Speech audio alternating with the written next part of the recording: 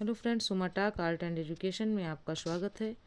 आज हम अपने इस वीडियो में देखेंगे योजना आयोग, प्लानिंग कमीशन। देख लेते हैं। 15 मार्च 1950 को सरकार ने नियोगी समिति की सिफारिश पर योजना आयोग का गठन किया, जिसके प्रथम अध्यक्ष एवं उपाध्यक्ष क्रमशः प्रधानमंत्री जवाहरलाल नेहरू तथा गुलजारी लाल नंदा जी थे। यानी योजना आयोग के अध्यक्ष कौन थे? पंडित जवाहरलाल नेहरू, प्रधानमंत्री पंडित जवाहरलाल नेहरू तथा उपाध्यक्ष कौन थे? गुलजारी लाल नंदा जी थे। इस आयोग का उद्देश्य साधनों के कुशलतम प्रयोग इस आयोग का उद्देश्य साधनों के कुशलतम प्रयोग द्वारा उत्पादन बढ़ाकर तथा लोगों को रोजगार के अवसर प्रदान कर उनके जीवन स्तर में तीव्र सुधार करना था। योजना आयोग को भारतीय नियोजन तंत्र में सर्वोच्च स्थान प्राप्त था। इसका कार्य योजना का निर्माण करना, यानी योजना आयोग का कार्य योजना का निर्माण करना तथा उसकी प्रगति का मूल्यांकन करना था। योजना आयोग का अध्यक्ष पदेन प्रधानमंत्री होता था और इसका एक उपाध्यक्ष होता था। आयोग के उपाध्यक्ष का स्तर कैबिनेट स्तर के मंत्री का होता था, जिसकी नियुक्ति प्रधानमंत्री की सलाह पर राष्ट्रपति द्वारा 5 वर्ष हेतु किया जाता था। उपाध्यक्ष अपने कार्यों के लिए केंद्रीय मंत्रिमंडल और संसद के प्रति उत्तरदायी होता था। योजना आयोग का भारतीय संविधान में कोई उल्लेख नहीं है। फलतः यह एक गैर संवैधानिक एवं सलाहकारी संस्था थी, जिसका मुख्यालय नई दिल्ली में स्थित था। तो ये जो योजना आयोग है, पूछा जाता है ये कौन संवैधानिक है या गैर संवैधानिक, कौन सी संस्था है ना? तो ये संवैधानिक जो है या गैर संवैधानिक संस्था थी। तो ये कौन सी संस्था है? गैर संवैधानिक, यानी इसका जो है संविधान में इसका कोई उल्लेख नहीं है। वर्तमान में योजना आयोग का स्थान नीति आयोग ने ले लिया है। योजना आयोग का स्थान किसने लिया है? नीति आयोग ने ले लिया है। राष्ट्रीय विकास परिषद, नेशनल डेवलपमेंट काउंसिल, NDC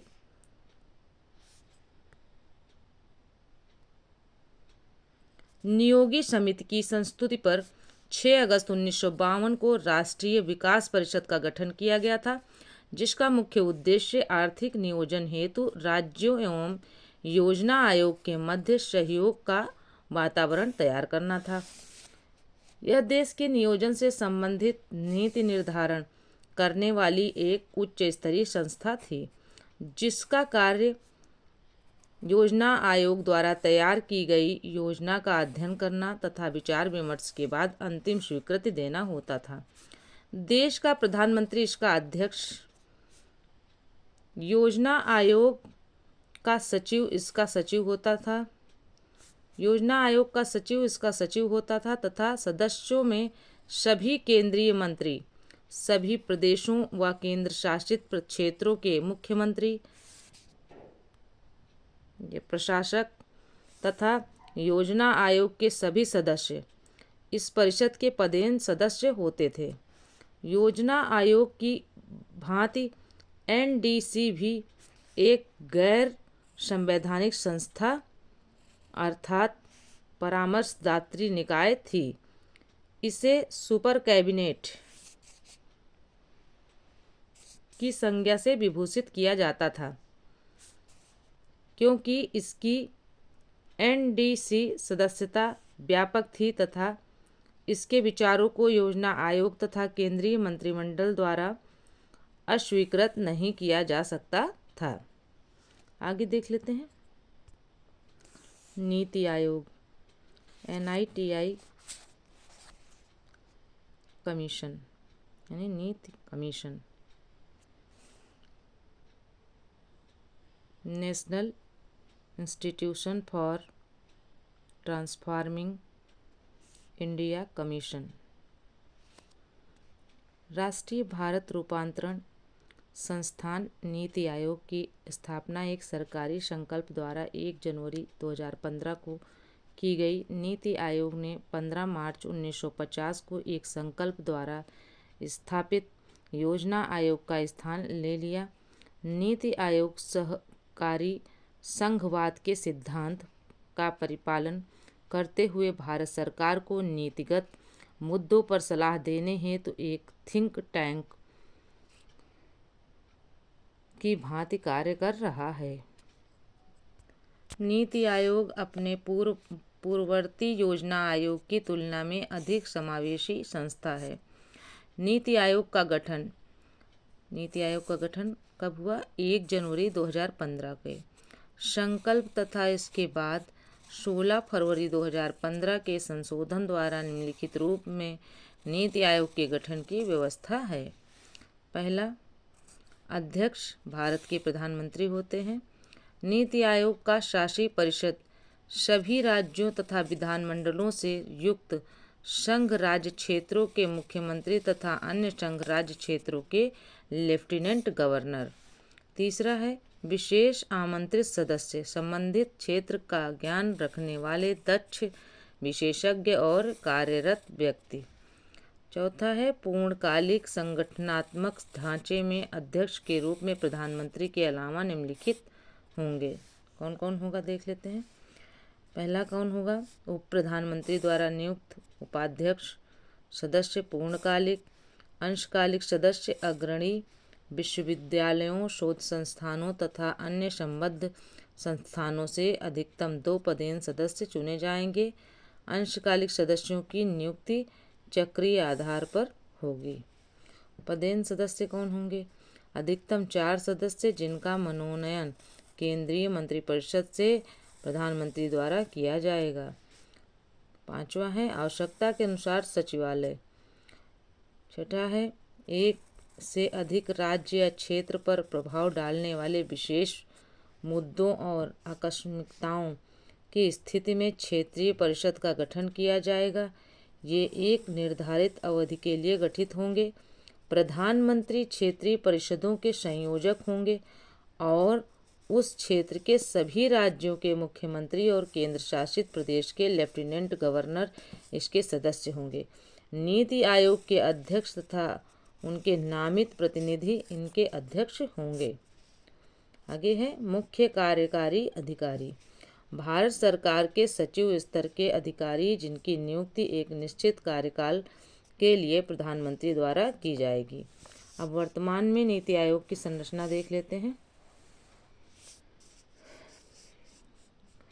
अध्यक्ष कौन होता है? नरेंद्र मोदी प्रधानमंत्री वर्तमान में हैं और जो है ये भारत सरकार जो है नरेंद्र मोदी प्रधानमंत्री, जो प्रधानमंत्री होगा वही नीति आयोग का अध्यक्ष होगा।